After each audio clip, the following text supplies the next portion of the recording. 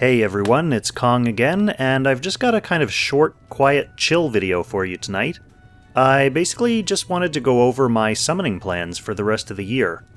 So first of all, if you're not familiar with this predicted banner schedule spreadsheet, it's basically put together by my man Has102938, who's kind of an unheralded pillar of the community given how much this gets used and how widely used it is.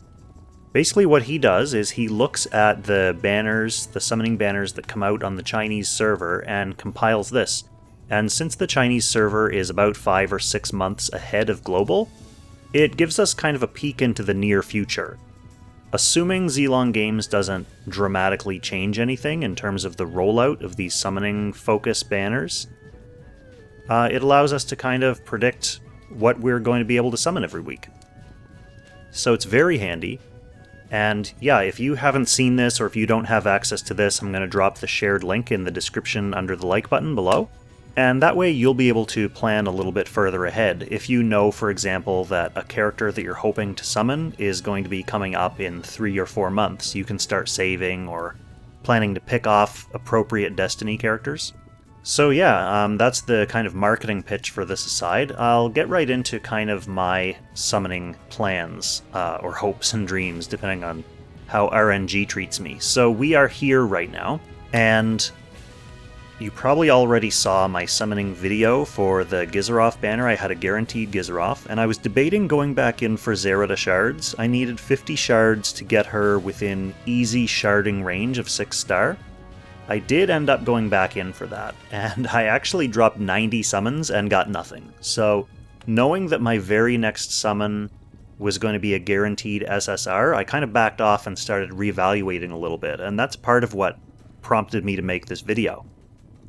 Knowing that the next summon I make, regardless of what banner it's on, is going to be an SSR. So, maybe you can help me make my final decision in the comments. So that banner aside, we've currently got the Rachel, Lana, and Tiaris video, and my Tiaris is 6 stars. My Lana is 4 stars, she only needs 50 shards, so 1 summon to get up to 5 stars. And my Rachel is sadly unused at 3 stars.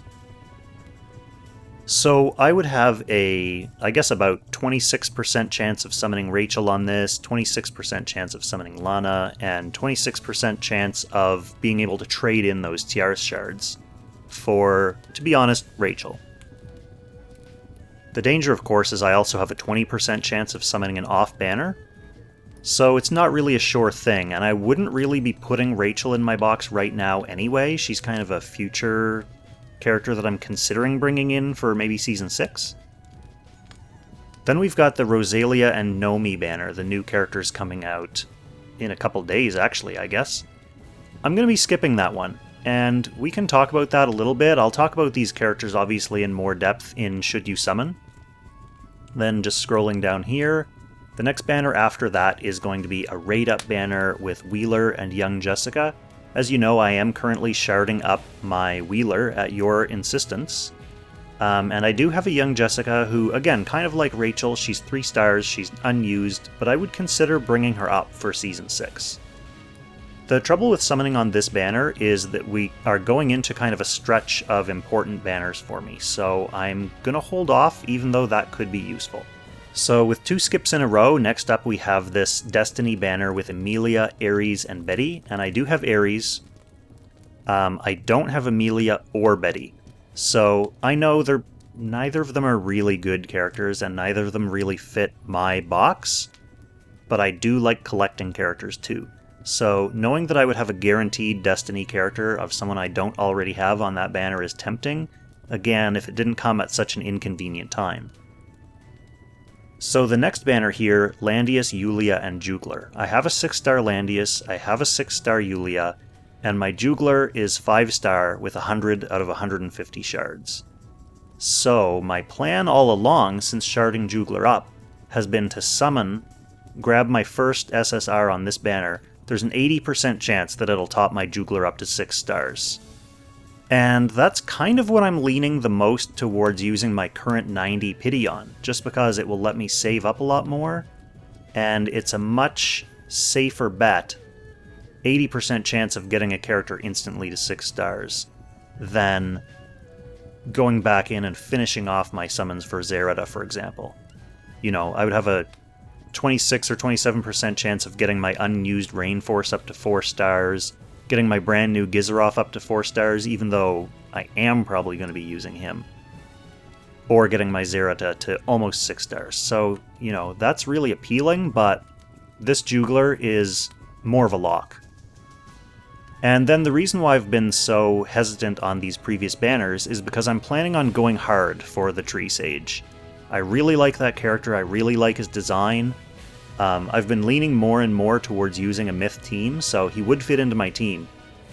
Depending on how many of him I summon, I'm not sure exactly what my plan for that banner is going to be yet. I'm going to take it a step at a time. My first goal is just to get one copy of him at least. If I get a copy of him right away, then I'll probably go back into the banner and summon a bit more, but you know how this game is, and you know how RNG is. It might actually cost me a lot just to get one, so fingers crossed for one, and then we'll decide what we're doing after that.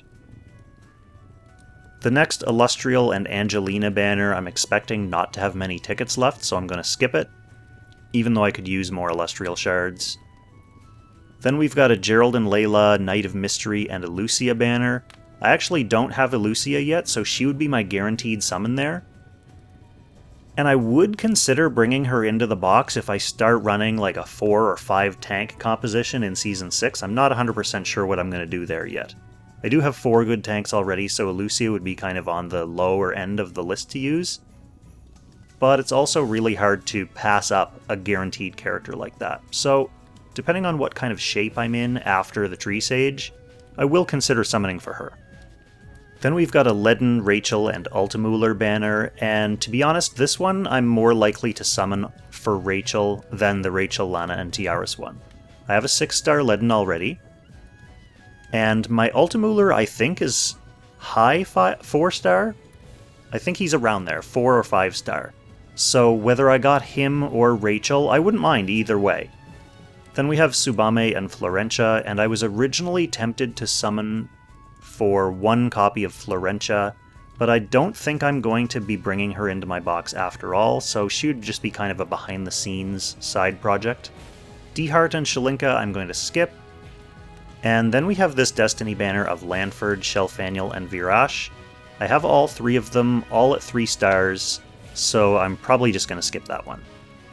If I'm really rolling in tickets, I might consider just pulling my first random SSR just because, but with a collab coming up afterwards, I think I'd rather continue saving up. Now, this banner with Elwyn, Leon, and Bernhardt is fairly interesting because my Bernhardt is 5-star, 100 out of 150, and that's not from sharding him, that's just all from pulling off-banner Bernhardts. He's been by far my number 1 off-banner. My Elwyn is at 50 out of 150, and my Leon is also at 50 out of 150, so no matter who I pull on this banner, assuming it's an on banner, I'd be making decent progress towards 6-star for one of these characters. Now, Bernhardt, I just want him to be 6-star just to finish him off, and maybe be able to get a little bit better scores in some Ancient Beckoning.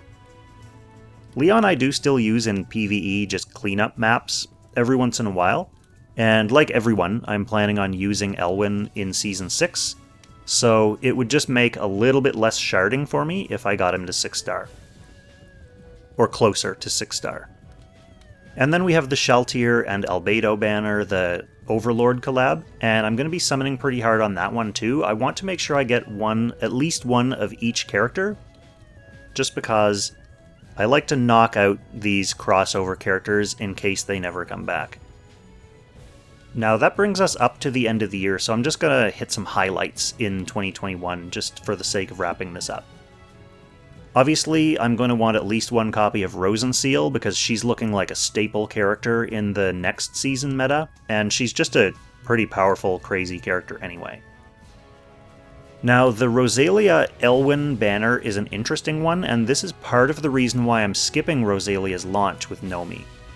Because, like I mentioned before, Elwyn is a character that I'm going to want to get some extra shards for anyway, so this is essentially a better rate up for me than the one with Nomi. If I get Rosalia, good, that's a new character that I don't have yet. If I get Elwyn, that's shards towards someone I'm actually planning on using. Nomi, I'm not really that interested in.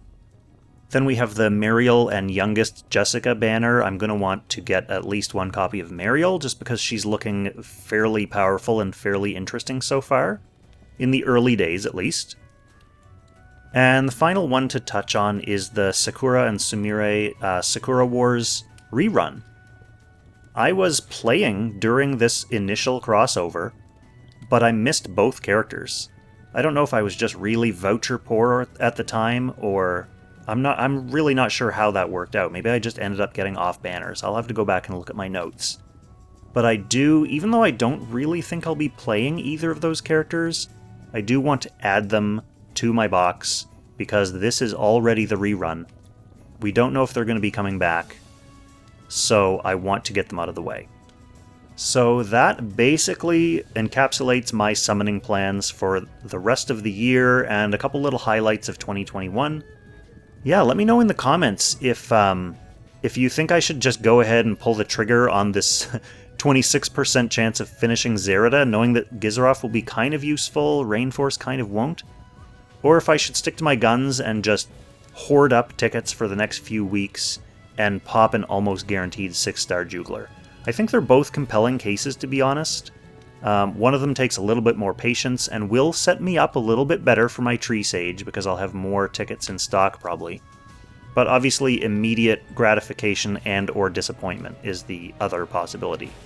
So let me know if you have any grand summoning plans. What direction are you taking your box this season? 2020 obviously feels like it's lasted 100 years already. There's still a decent chunk of it left. So yeah, what direction are you taking your box? What are you looking most forward to summoning in the rest of the year? Let us know in the comments below, and thanks for watching. I'll catch you in the next one. Happy Langrissing, everyone.